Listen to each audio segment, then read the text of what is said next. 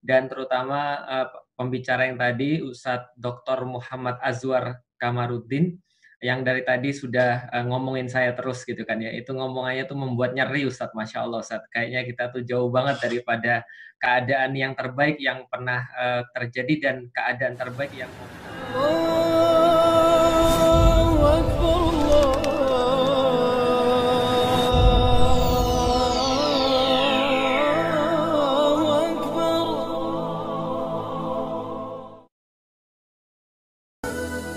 Bismillahirrahmanirrahim. Assalamualaikum warahmatullahi wabarakatuh. Waalaikumsalam warahmatullahi wabarakatuh. Hamdan wa syukran lillah, salatan wa salaman ala rasulillah, wa ala alihi wa ashabihi wa man sara ala nahjihi wa ihtada bihadihi ila yaumiddin. Wa ba'd. Alhamdulillah wa syukurillah, pada kesempatan ini kita dipertemukan oleh Allah Subhanahu wa taala dengan orang-orang yang luar biasa yang mudah-mudahan menjadi pilihan Allah Subhanahu wa taala untuk menjadi umat ini. Ada para masyayikhuna al-fudala, ada ustadzuna Hafidz Abdurrahman, ada Ustadz Fahmi Lukman, ada Ustadz Ihsan Abdul Jalil, ada Ustadz Felix, bismillahirrahmanirrahim, begitu pula ada Ustadz Abu Muhtadi. Mudah-mudahan rahmat, inayah dan karunia Allah Subhanahu wa taala tercurahkan selalu buat guru-guru kita semua, buat guru-guru besar kita semua, buat maha guru kita semua. Kalau di Bugis, di Sulawesi, mereka ini kita istilahkan sebagai Andre Gurutta. Ya, Andre Gurutta. Jadi maha guru yang yang mempunyai pengaruh besar, insya Allah yang yang akan mendidik umat supaya bisa bangkit, kita istilahkan sebagai Andre Gurutta.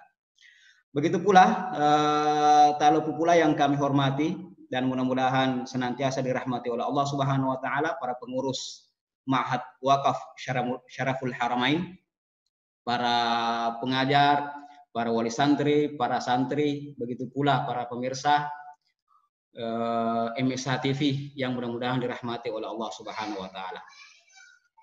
Baik, insya Allah pada kesempatan ini mungkin kita akan sedikit membahas tentang masalah bagaimana bagusnya atau bagaimana sebenarnya sistem atau pendidikan dalam Islam yang bagus, yang sesuai dengan apa yang telah ditinggalkan oleh para ulama bagi kita semua. Karena kenapa? Karena sistem pendidikan yang telah ditinggalkan oleh para ulama itu sebenarnya sudah ada. Cuma kadang-kadang kita melupakan apa yang mereka tinggalkan dan kita justru berkiblat di di kiblat yang seharusnya tidak kita berkiblat ke sana. Nah, sebagaimana kita sekarang kebanyakan kita mengadopsi sistem pendidikan yang dulu yang telah dibuat oleh Perancis, sebagaimana yang kita kenal sekarang. Sedangkan kita sebenarnya memiliki juga sistem atau tata cara mendidik anak-anak kita sehingga kita bisa menyiapkan anak-anak kita nantinya untuk minimal menjadi seorang mujtahid. Dan ini insya Allah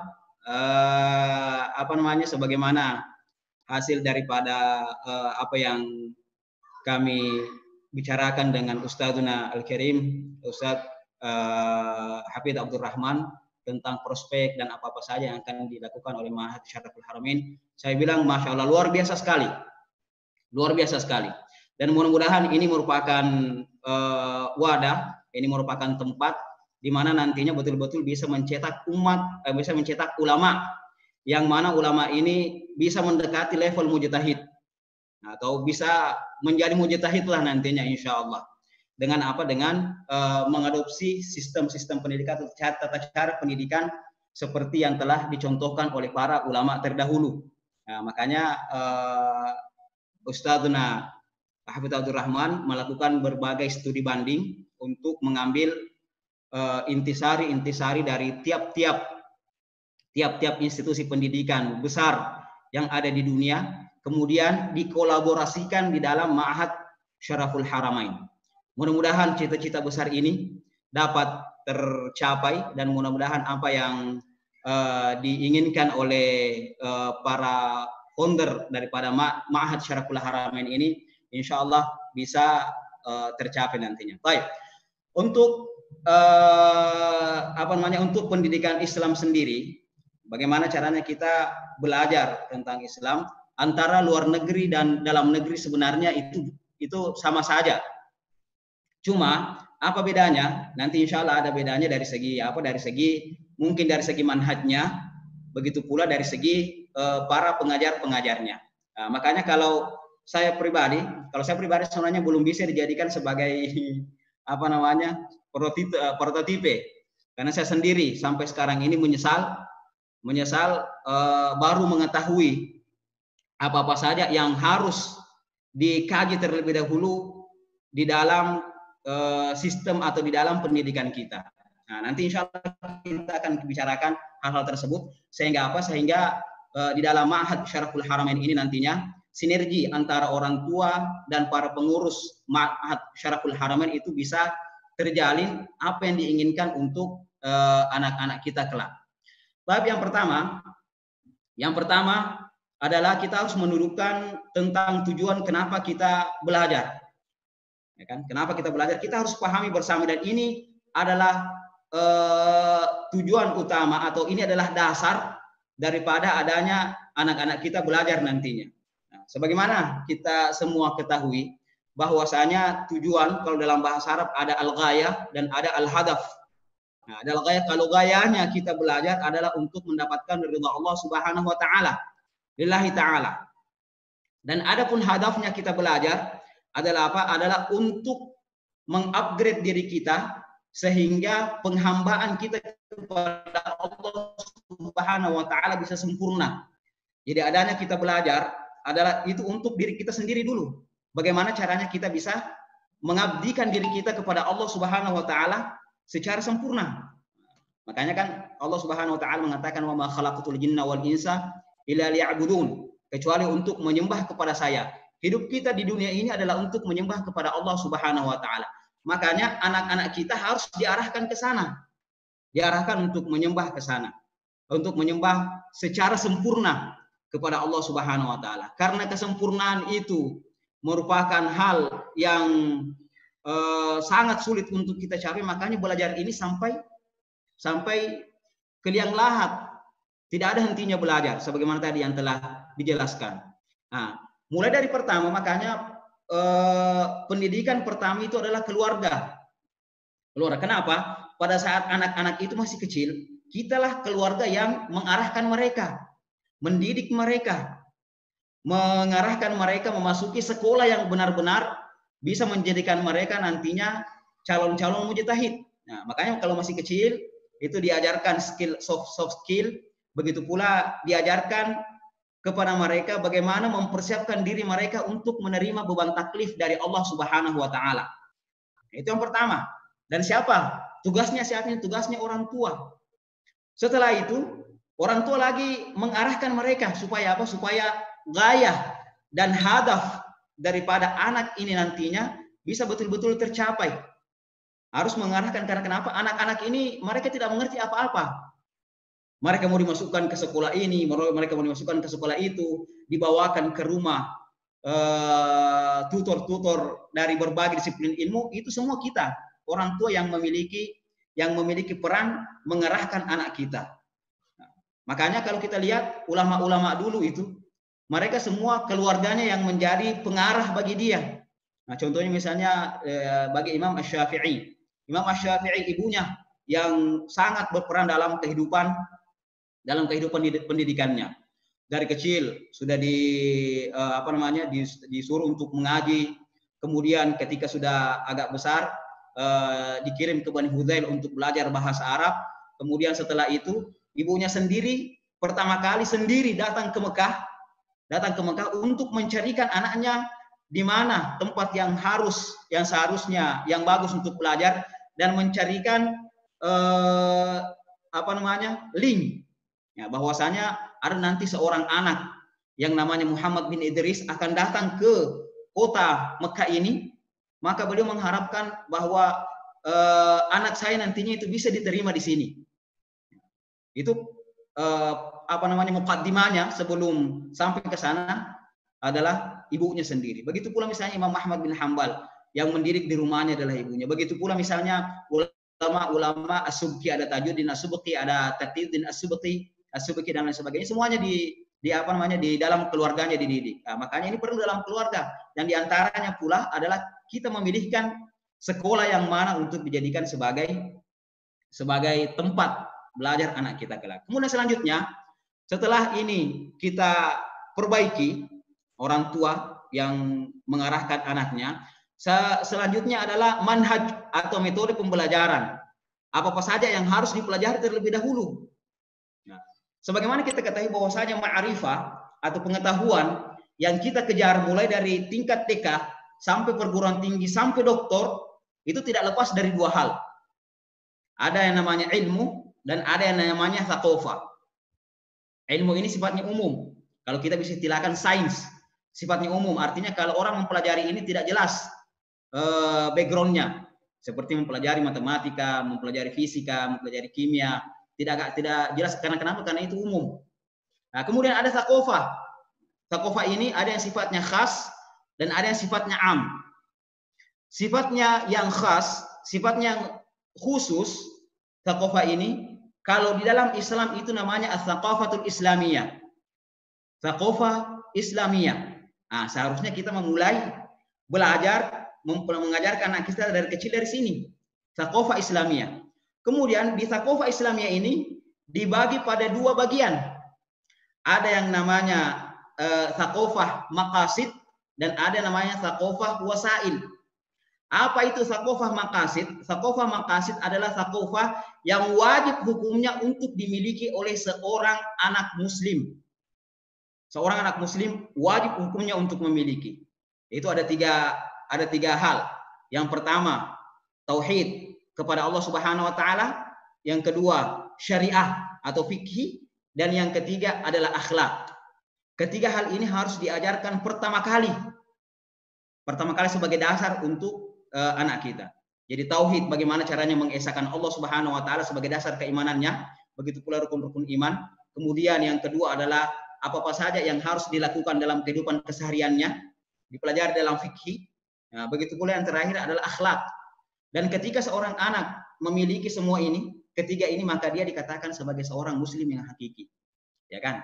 Karena kenapa? Karena seorang anak yang memiliki akidahnya akidah Islam, syariatnya adalah syariat Islam, akhlaknya adalah akhlak yang Islami, insya Allah apapun yang keluar daripadanya itu nantinya adalah sebuah ciri muslim yang hakiki. Nah, kemudian di samping yang sifatnya maqasid ini ada sifatnya wasail, sarana. Kenapa dikatakan sarana? Karena ilmu yang thaqafah Islamiyah yang sifatnya wasail ini itu untuk membantu ketiga hal yang tadi merupakan maqasid. Apa itu? Yang pertama adalah bahasa Arab. Ini yang paling utama. Karena kenapa? Karena sumber ajaran kita adalah semuanya pakai bahasa Arab. Al-Quran bahasa Arab, Rasulullah SAW adalah orang Arab, begitu pula ulama-ulama semuanya mengistimbatkan hukum pakai bahasa Arab. Makanya ini harus wajib untuk dimiliki oleh seorang pelajar muslim. Nah, kemudian wasail yang selanjutnya adalah yang ada hubungannya dengan Al-Quran, seperti tafsir, begitu pula ulumul Quran, kemudian yang ada hubungannya dengan hadis, seperti hadis, apakah syarah hadis, mutunul hadis, begitu pula mustalahul hadis. Selanjutnya adalah usul fikih, kemudian tarikh Islami. Itu semua diajarkan di dalam thaqafah Islamiyah. Dan sifatnya ini, kalau yang tadi ilmu maqasid itu sifatnya fardu ain. Makanya ini yang harus pertama diajarkan. Dan adapun yang wasail ini sifat umumnya adalah fardu kifayah. Akan tetapi kalau untuk seorang pelajar muslim, maka ini yang harus dipelajari terlebih dahulu. Makanya ulama-ulama dulu ketika belajar, maka yang paling pertama mereka pelajari adalah menghafal Al-Quran. Coba lihat kalau kita baca biografi para ulama-ulama terdahulu, itu semuanya menghafal Al-Quran terlebih dahulu dalam umur belasan tahun. Ini merupakan langkah pertama. Jadi ini bukan tujuan. Saya sebenarnya kalau sekarang ini banyak kita lihat menjadikan menghafal Al-Quran itu sebagai tujuan. Bukan, itu adalah langkah pertama. Menghafal Al-Quran merupakan keniscayaan bagi seorang yang ingin betul-betul mendalami thaqafah Islamiyah. Nah, inilah yang dilakukan oleh para ulama dulu, menghafal Al-Quran, menghafal hadis. Kemudian setelah waktu kecilnya sudah menghafal Al-Quran, itu kemudian belajar bahasa Arab. Nah, sebagaimana Imam Syafi'i belajar bahasa Arab 10 tahun di Bani Hudzail. 10 tahun. Orang Arab belajar bahasa Arab 10 tahun di Bani Hudzail. Kemudian setelah itu mempelajari masalah tauhid, mempelajari masalah akidah, kemudian mempelajari masalah syariat. Syariat ini masuk dalamnya akhlak. Ini merupakan pelajaran asas, pelajaran dasar. Kemudian setelah itu silahkan mau mendalami apapun. Nah, makanya kalau kita lihat ulama-ulama saintis dulu itu, ada yang ahli kedokteran seperti Ibnu Sina, ada yang ahli tentang pembuluh darah kapiler seperti Ibnu Nafis, ada yang ahli dalam optik seperti Ibnu Haytham, ada Jabir bin Hayyan, ada Al-Battani, ada Al-Baitari, ada Musa bersaudara, ada Ibnu Firnas, dan lain sebagainya. Semuanya adalah ahli-ahli saintis, akan tetapi mereka semua adalah orang-orang yang mengerti tentang fikih. Nah, inilah tadi yang dibicarakan juga oleh Ustadz Ihsan Abdul Jalil, bahwasanya kadang-kadang terjadi dikotomi. Coba lihat, kadang-kadang ada orang yang mengerti sains, insinyur misalnya dalam satu permasalahan, akan tetapi salat tidak tahu, ya kan? Hukum-hukum yang mana yang harus dia lakukan dalam kehidupan kesehariannya, itu tidak dia tahu apa yang harus dia lakukan.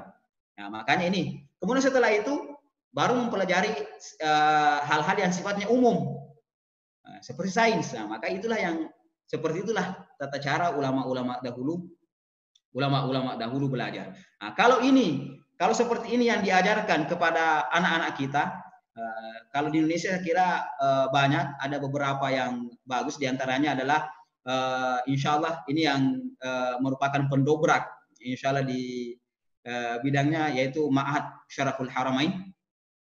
Itu nantinya akan menghasilkan output yang betul-betul bagus.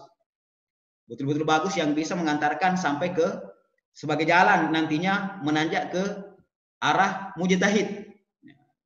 Dengan kalau seperti ini yang makanya ulama-ulama dahulu baru umur sekitar 20-an tahun itu mereka sudah mujtahid. Imam Syafi'i sudah diberikan ijazah oleh gurunya untuk berfatwa pada umur sekitar 20-an lebih. Imam Al-Isnawi sudah diberikan ijazah oleh gurunya untuk mengajarkan bahasa Arab pada umur 20 tahun. Mengajarkan bahasa Arab, begitu pula mengajarkan fikih pada umur-umur yang masih muda. Artinya apa? Kalau kita mau melihat sekarang ini, umur-umur seperti itu sama seperti kalau sudah selesai doktor. Sudah selesai doktor. Jadi apa? Mereka sudah terbentuk. Paradigma berpikirnya sudah terbentuk. Sehingga apa? Sehingga mereka sudah tidak bisa lagi dipengaruhi oleh orang lain. Karena kenapa? Karena dia tidak memiliki paradigma berpikir. Dia sudah memiliki paradigma berpikir. Sekarang kalau kita lihat anak-anak yang masih yang misalnya umur-umur SMA, umur-umur masih perkuliahan, kuliah 20 tahun dan lebih, itu masih gampang untuk diajak ke sana sini. Karena kenapa? Karena paradigma berpikirnya belum terbentuk. Sehingga apa? Sehingga dia gampang sekali untuk mengikuti sesuatu sesuai dengan apa yang diajarkan untuk ahli itu. Kemudian yang ketiga, kita juga harus memiliki adawat untuk menuntut ilmu. Ini adawatnya yang perlu, ini toolsnya yang perlu. Karena kenapa? Karena ketika kita melakukan menuntut ilmu, maka ada 4 tools yang harus dimiliki dan harus senantiasa diperhatikan. Harus dimiliki dan harus senantiasa diperhatikan. 4 tools. Ini kalau tidak dilaksanakan keempat hal ini, maka meskipun berapa tahun pun belajar, maka akan memakan waktu yang paling lama. Akan lama waktunya. Yang pertama, dikatakan bahwasanya tools yang pertama itulah adalah Syekhun Fattah. Adalah syekhnya. Makanya kita belajar, kenapa banyak orang misalnya datang belajar ke Mesir? Karena di sana syekhnya memang mumpuni. Nah, kita belajar pada orang-orang yang betul-betul sudah mendalami hal tersebut dari kecil. Kita mempelajari misalnya fikih di S1, kalau di Mesir itu S1, guru kita adalah Ustadz Profesor Doktor yang mengajarkan langsung. Dia sendiri yang menyusun bukunya, kemudian diajarkan kepada kita. Karena kenapa? Syekhun Fattah. Syekh yang bisa mengeksplorasi segala hal, sehingga apa? Sehingga kita dapat dibimbing ke arah yang benar. Syekhun Fattah. Nah, inilah fungsinya orang tua memilihkan guru terhadap anaknya. Nah, kalau di Indonesia misalnya ada yang seperti ini, maka insya Allah tidak ada masalah. Nah, itu membedakan antara luar negeri. Kenapa banyak yang keluar negeri? Karena kenapa? Karena mencari yang ini, mencari Syekhun Fattah. Yang kedua adalah aklun rajah. Aklun rajah. Jadi memiliki akal yang memang dipersiapkan untuk untuk menerima semua ilmu, kemudian menjahit sendiri. Menjahit sendiri. Karena kenapa? Karena ilmu yang ada masuk itu kita sendiri yang harus menjahit, menempatkan tiap-tiap komponen daripada ilmu itu di mana, di posisinya masing-masing. Itu perlu aklun rajah. Dan yang ketiga adalah kutubun sihah. Adalah kitab-kitab yang sahih. Kitab-kitab yang menjadi penunjang, dan kitab-kitab ini adalah kitab-kitab yang istilahnya rujukan utama di tiap-tiap disiplin ilmu yang kita pelajari. Saya kira banyak sekali. Di fikih Syafi'i misalnya ada, di fikih Hanafi ada, Hambali, kemudian Maliki, usul fikih juga masing-masing ada. Itu semua diambil daripada kutubun sihah. Kalau cuma diambil dari dari bacaan-bacaan lepas, dari YouTube, dari dari Google dan lain sebagainya, itu bukan kutubun sihah. Itu bukan kutubun sihah. Jadi ini tiga. Kemudian yang terakhir adalah mudawamatun wa ilhah. Mudawamatun wa ilhah adalah adanya kita mempelajari sesuatu itu, belajar terus secara kontinu. Secara kontinu dan ilhah. Jadi seakan-akan haus, tertekan untuk senantiasa menuntut ilmu. Haus akan menuntut ilmu. Ketika ada sesuatu yang tidak yang samar bagi dia tidak akan pernah berhenti sampai mendapatkannya. Seperti itu secara belajar ulama. Makanya kita lihat misalnya Imam Al-Bukhari, satu hadis saja karena ingin mencari bagaimana hadis tersebut, jalan mulai dari Bukhara sampai ke Mesir dan lain sebagainya, 3 bulan jalan untuk apa? Untuk mencari satu hadis saja. Mencari satu hadis. Kalau kita kadang-kadang ya, ada di antara kita kadang-kadang kalau kalau samar ditinggalkan saja. Kalau ini samar ditinggalkan saja. Ini perlu mudawamatun wa ilhah. Ya. Makanya ketiga hal ini yaitu yang pertama tadi adalah maksud daripada adanya kita belajar, yang kedua manhaj yang harus kita pahami bersama. Jadi itu tadi manhaj secara umum. Manhaj secara umum dan penjabarannya insya Allah mungkin kita bisa dapatkan di dalam MSH, dan insya Allah nanti akan dijelaskan oleh Ustadz Abu Muhtadi. Kemudian ini manhaj. Yang ketiga adalah adawatnya. Adawatnya yang perlu dipastikan. Kalau ketiga hal ini insya Allah ada sama kita, maka kita akan mencetak ulama-ulama yang bisa mumpuni dalam usia muda. Nah, kalau kita lihat sekarang, kalau ada dokter-dokter biasanya umurnya sudah 40 tahun dan lain sebagainya. Artinya masa 40 tahun itu bagi seorang ulama itu sudah masak pemikirannya. Seorang ulama mulai dari 30 tahun, 20 tahun lebih, mereka itu sudah mulai menyusun buku. Karena kenapa? Karena di dalam pikirannya itu sudah terbangun paradigma berpikir, sudah terbangun di mana seharusnya ilmu itu berada, di mana seharusnya pengetahuan itu berada. Sehingga apa? Sehingga mereka membangun, sehingga mereka bisa menyusun bisa menyusun buku, sampai kita kenal bahwasanya sekarang ini banyak sekali buku-buku yang ditinggalkan oleh para ulama-ulama terdahulu. Terakhir bagi penuntut ilmu insya Allah, ada pesannya Imam Asy-Syafi'i bagi penuntut ilmu, pada penuntut ilmu yang harus senantiasa diperhatikan. Imam Asy-Syafi'i mengatakan, akhi, lan tanalal ilma illa bisittatin saunabbika an tafasilihi bibayanin zakaun wa hirsun wa jatihadun wa bulghatun wa suhbatu ustadin wa tulu zamanin. Ini ada 6 kata Imam Syafi'i, yang mana ilmu tidak akan bisa didapatkan kecuali 6 perkara ini. 6 perkara sudah kita semuanya sudah dijabarkan tadi. Yang pertama adalah zakaun, adalah kecerdasan. Kemudian hirsun, ada ambisi. Kemudian ijtihadun, ada kesungguhan. Yang lain dikatakan istibarun, ada kesabaran dalam menuntut ilmu. Yang keempat adalah bulghatun, ada ongkos.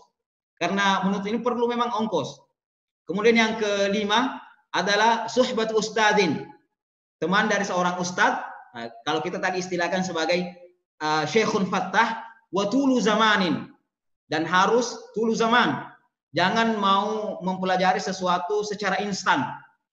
Akan tapi itu perlu ada mudawamah. Kalau kita ini kan tadi bukan secara instan mempelajari ini 1 minggu, belajar ini 1 bulan dan lain sebagainya. Akan tapi itu perlu semua proses, sebagaimana tadi yang diucapkan yang dijelaskan oleh guru kita bersama. Proses ini tidak ada habisnya. Nah, makanya kadang-kadang proses ini antara satu ulama dengan ulama yang lain kadang-kadang berubah. Kemudian ada ulama yang menambahkan. Jadi tadi ada 6. Kemudian ditambahkan wa firagul qalbi min kulli syawaghilah wa kadza taqwallahi fahiya thamanin. Begitu pula kosongnya hati ini dari semua hal-hal yang sifatnya duniawi. Nah, inilah yang banyak dicontohkan misalnya di Azhar. Para penuntut ilmu ke sana itu mereka cuma menuntut ilmu. Biasanya makannya sudah dijamin, ongkos mobilnya sudah dijamin. Mereka cuma datang untuk menuntut ilmu. Ada tempat-tempat yang begitu di Kairo. Utamanya di Masjid Al-Azhar sendiri dan sekeliling Masjid Al-Azhar. Sehingga seorang penuntut ilmu itu firagul qalb, kosong hatinya, kecuali untuk menuntut ilmu saja. Tidak ada lagi hal-hal yang lain selain menuntut ilmu. Kemudian wa kadza taqwallahi, begitu pula takwa kepada Allah Subhanahu wa taala, fahiya thamanin, dan itu lengkap menjadi 8. Oke, mungkin ini saja sedikit sedikit penyampaian. Kayaknya sudah terlalu banyak, Ustaz. Maaf, Ustaz. Waktunya yang diberikan cuma 15 menit. Ini kayaknya sudah lewat.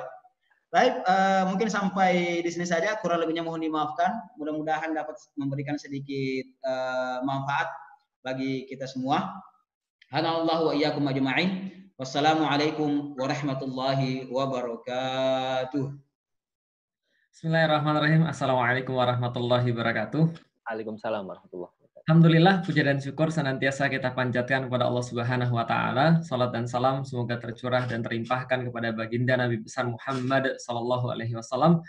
Alhamdulillah, puji dan syukur yang berikutnya saya panjatkan karena Allah telah memperjumpakan kita semuanya pada hari ini, dan pada khususnya saya secara pribadi sangat merasa terhormat, sangat merasa berbahagia ketika bisa memenuhi permintaan daripada guru saya, Ustadz Hafiz Abdurrahman, untuk meramaikan halal bihalal daripada Ma'had Syaraful Haramain.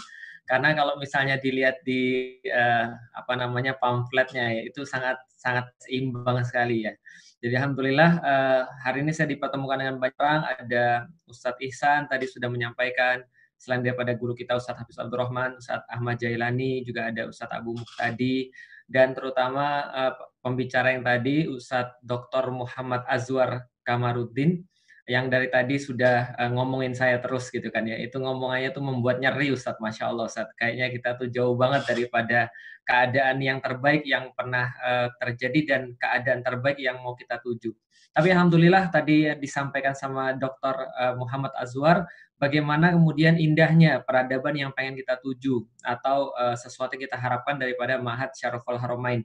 Dan isinya itu Masya Allah tadi 40-an menit ya, sebuah 40-an menit kuliah yang saya pikir sangat berharga. Itu adalah semacam kualitasnya orang yang menyesal itu kan beda-beda ya. Menyesalnya Dr. Azwar tuh beda dengan penyesalan saya gitu kan ya. Dan penyesalannya itu, penyesalan Dr. Azwar mungkin jadi materi, kalau penyesalan kita ya jadi tangisan gitu kan ya. Baik, sedikit saja teman-teman sekalian, ada satu benang merah sebenarnya yang pengen kita sampaikan.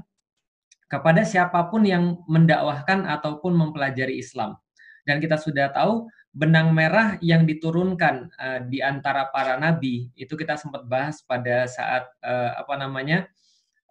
ini ya acara Lailatul Qadar ya.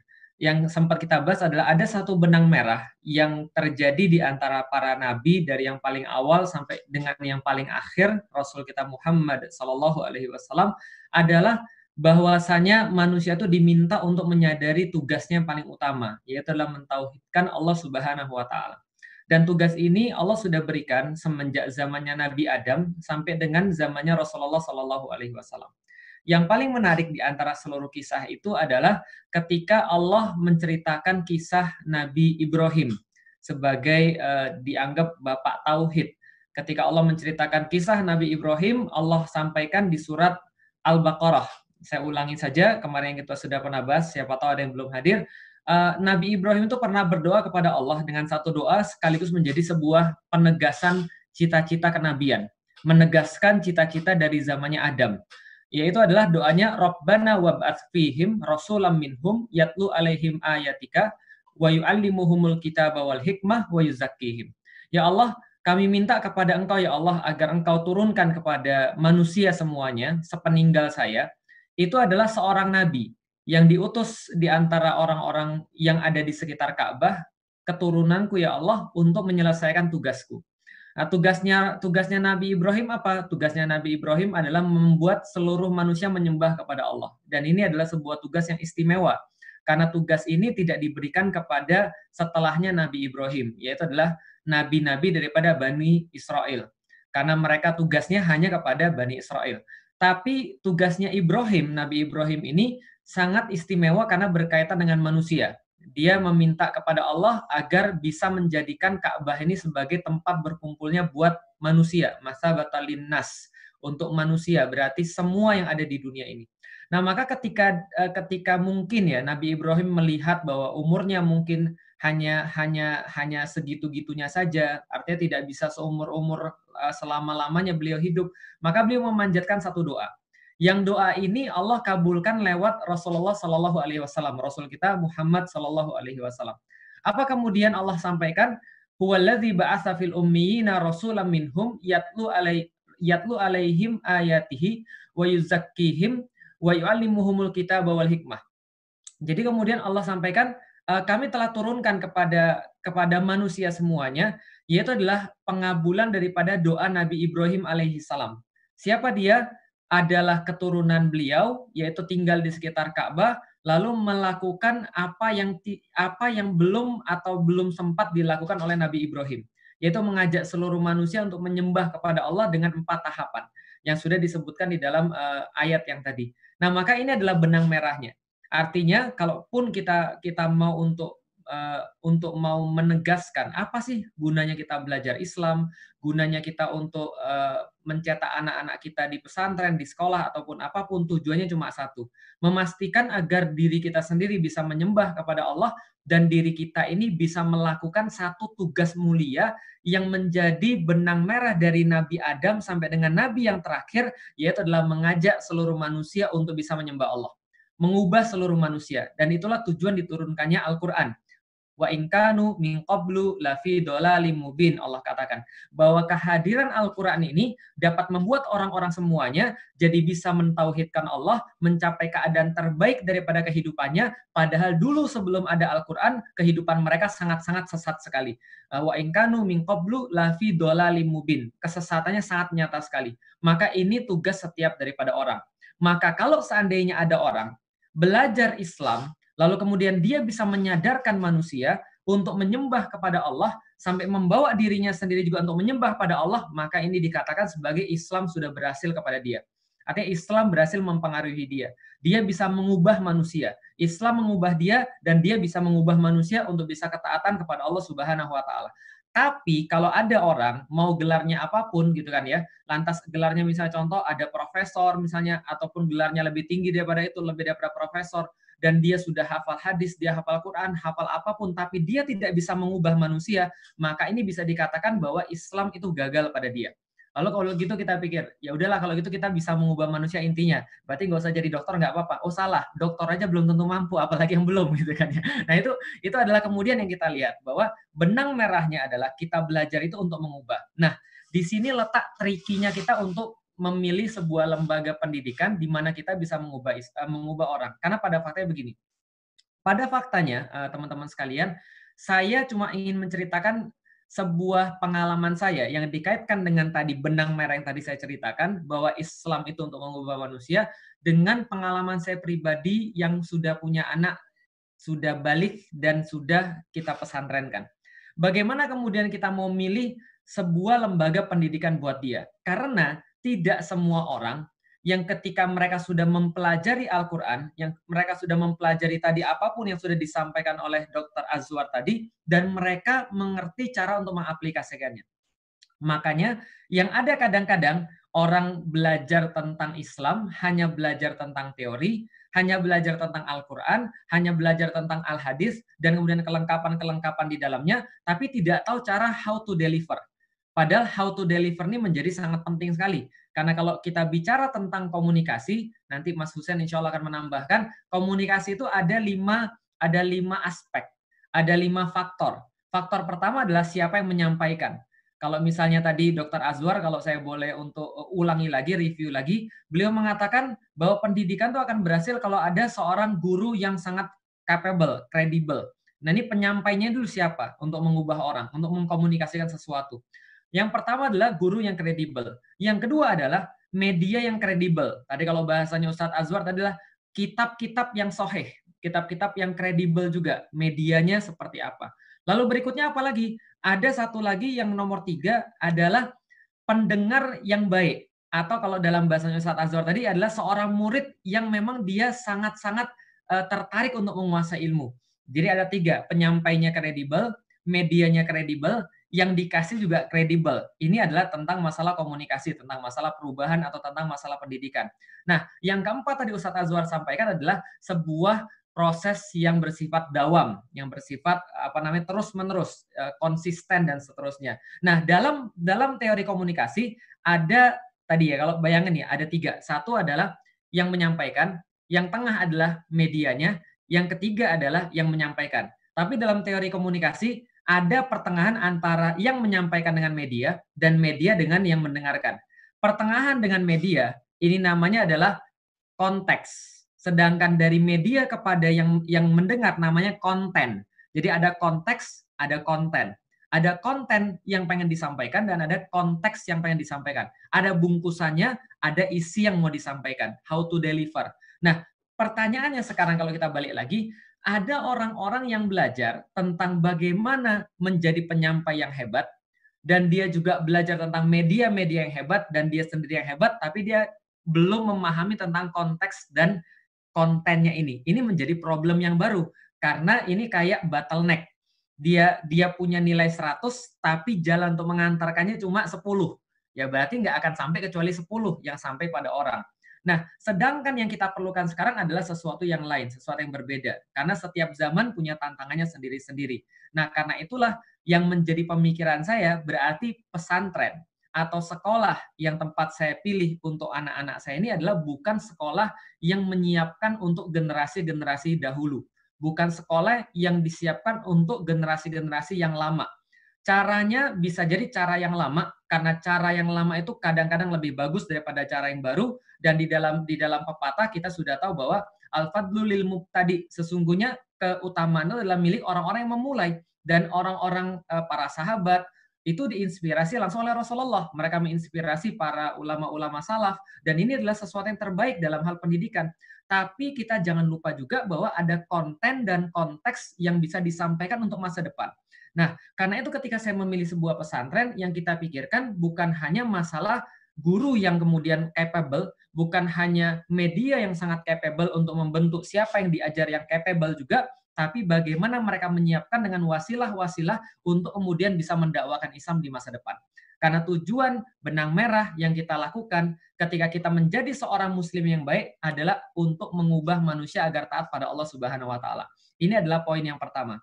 Poin yang kedua, banyak orang-orang itu tahu Makanya tadi saya sepakat banget ketika Dr. Azwar mengatakan kalau seandainya kita bicara tentang kitab, kitab itu adalah selain ada jelas siapa penulisnya dan jelas bagaimana dia menulisnya, jelas bagaimana dia diajarkan, dan di dalam kitab juga ada roh yang menulisnya. Artinya roh itu yang ditransfer pada orang. Dalam bahasan kita yang kemarin, ulama itu punya karakter yang nggak bisa digantikan oleh Google. Nah, kalau seandainya Google itu dijadikan sebagai sumber pendidikan, itu bisa buat orang pintar. Mudah banget buat orang pintar. Belajar bahasa Arab sekarang bisa dari Google. Belajar fikih sekarang bisa dari Google. Belajar hadis sekarang bisa dari Google. Semuanya bisa. Tapi permasalahannya, yang nggak dapat dari Google apa? Adab, akhlak. Itu yang nggak dapat. Dan kalau saya disuruh milih, apakah saya ngejar adab atau akhlak dibandingkan dengan ilmu? Jelas-jelas saya akan katakan saya milih anak saya beradab, saya milih anak saya berakhlak. Kenapa? Karena adab dan akhlak inilah yang membedakan kita dengan orang-orang yang bukan Islam. Maka suatu waktu, dan ini sangat relate sekali, kemarin anak saya kan kita pesantrenkan di pesantren tahfiz. Kemudian dia pulang, dia cerita, Abi itu ada temannya Cece, namanya Alila, ada temannya Cece, itu yang dia mau berhenti dari ma'had, dari pesantren. Saya langsung deg-degan dong gitu kan ya. Deg-degannya orang tua kan gitu kan ya. Ketika tiba-tiba jangan-jangan ini modus kalau misalnya dia juga mau bilang bahwa saya kayaknya nggak mau hafal Quran lagi. Saya bilang kenapa? Dia bilang mungkin karena dia pelajarannya terlalu susah, terlalu ketat di ma'had dan dia nggak sanggup karena terlalu ketat. Saya bilang ketatnya di mana? Dia bilang bahwa temennya itu tidak bisa untuk ngikutin hafalan. Lalu kemudian sama seperti dia masuk kelas tambahan untuk hafalan. Saya bilang, waduh ini jangan-jangan ini sebuah modus. Lalu kemudian saya bilang gini, C, kita mau sama C, yang namanya hafalan Quran itu persis seperti yang tadi saya katakan, persis seperti yang tadi Ustadz Azwar katakan, C, hafalan Quran itu bukan tujuan. Saya bilang begitu. Jadi ini salah satu bahwa orang beriman tuh insya Allah punya koneksi. Jadi omongannya sama. Jadi C, ini Al-Quran itu bukan tujuan. Al-Quran itu adalah cuma wasilah saja. Saya sampaikan pada anak saya. Contoh misalnya, kalau kita mau pergi ke Turki, tujuan kita tuh Turki. Kita pengen ngeliat Istanbul kayak apa. Tapi beli tiket itu bukan sebuah tujuan. Beli tiket itu hanyalah salah satu syarat kita bisa pergi ke sana. Nah, bagi Abi C, kalau mulai saya sampaikan pada dia, Al-Quran itu bukan sebuah tujuan. Kamu mau ngafal berapa, Allah kasih kamu berapa, Abi ridho. Tapi yang harus ada pada kamu adalah sebuah kemampuan, sebuah sikap, sebuah akhlak untuk bisa mencintai Al-Quran. Untuk bisa menganggap bahwa Al-Quran ini adalah tempat untuk interaksi kamu. Kamu mau dimanapun, mau di rumah, mau di kampus nanti, mau di pesantren, ini adalah kerjaanmu sehari-hari sebagaimana Abi berusaha untuk seperti itu. Nah, kemudian yang pentingnya itu, ini adalah permasalahan akhlak, cara penyikapan. Ini adalah permasalahan sikap penyikapan terhadap ilmu. Dan ini yang harus ada di dalam pesantren. Itu yang kedua. Maka selain yang pertama, yang tadi benang merah tadi, bahwa pesantren ini harus mendidik orang-orang yang kelak akan mengubah, bukan hanya menjadi institusi pencarian ilmu. Karena kalau Anda cuma memberikan anak Anda ke pesantren yang cuma institusi pencarian ilmu, tidak berbasis pada sesuatu untuk mengubah, ini adalah menjadi sesuatu yang sia-sia. Karena benang merahnya justru ada di sana yang paling penting. Yang kedua adalah pendidikan akhlak. Dan pendidikan akhlak ini sekali lagi cuma ada pada ulama. Nah, dengan dua hal yang sangat singkat ini, akhirnya kemudian saya bilang sama istri saya, Dek, karena itulah kita benar-benar serius untuk membantu Ustadz Hafiz Abdurrahman untuk mewujudkan pesantren Ma'had Syaraful Haramain ini. Kenapa? Karena kita menganggap bahwa ini masa depan kita. Ini bukan kepentingan orang lain. Ini kepentingan saya. Ini kepentingan anak-anak saya yang lain.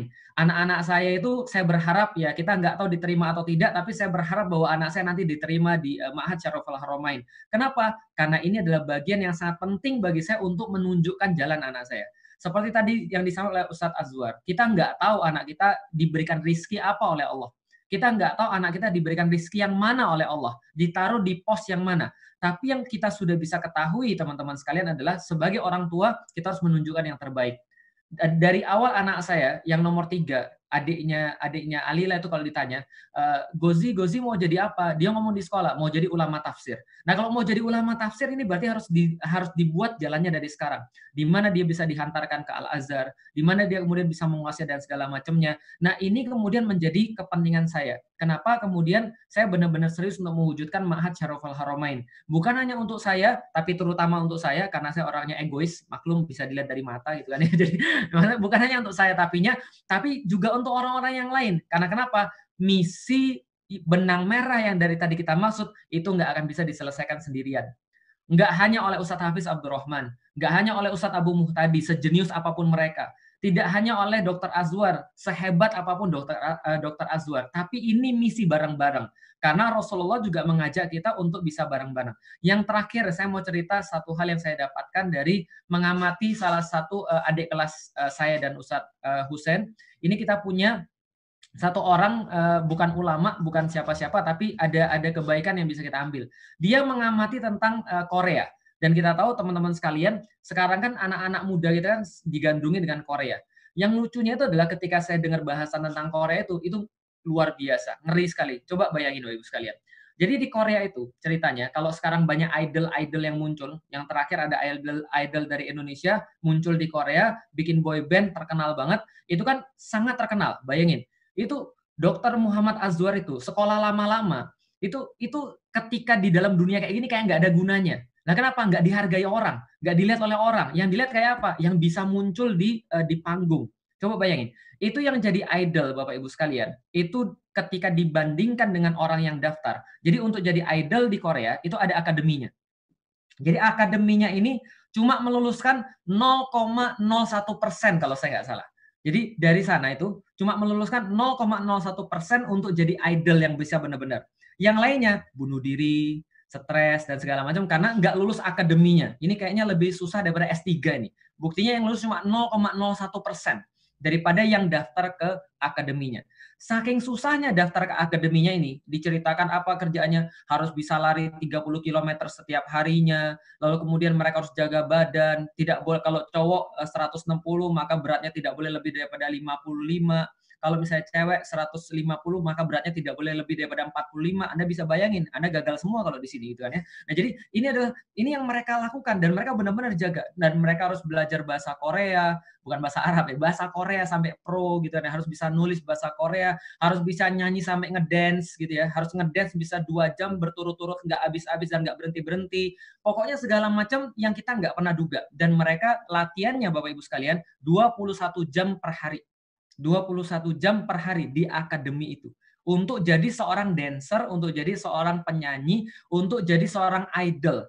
Jadi makanya ketika jadi idol itu sudah melalui sebuah training yang sangat luar biasa. Selama 3 tahun ceritanya.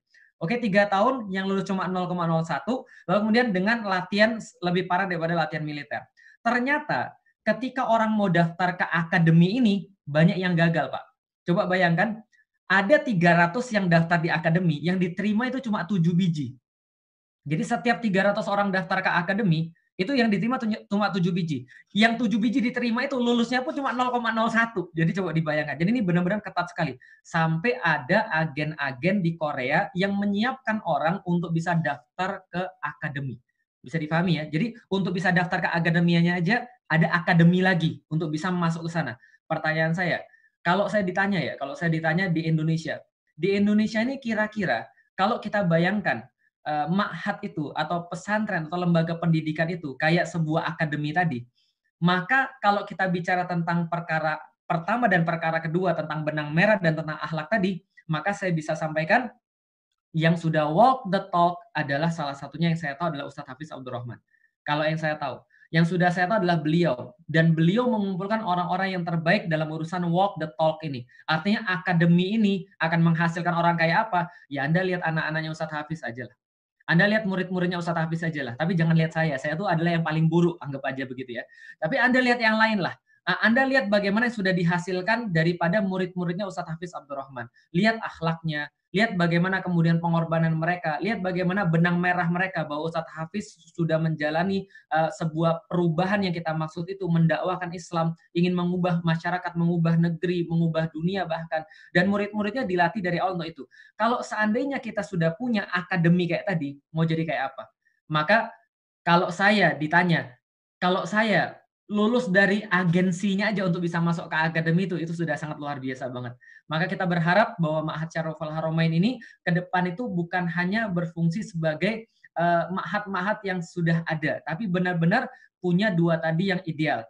Yang selama ini mungkin nggak akan bisa kita wujudkan kalau kita sendiri, tapi senantiasa bisa kita wujudkan kalau kita bisa bareng-bareng. Saya cuma punya ide, saya cuma bisa menganalisis kebangkitan Korea dari segi ekspor budaya kayak tadi.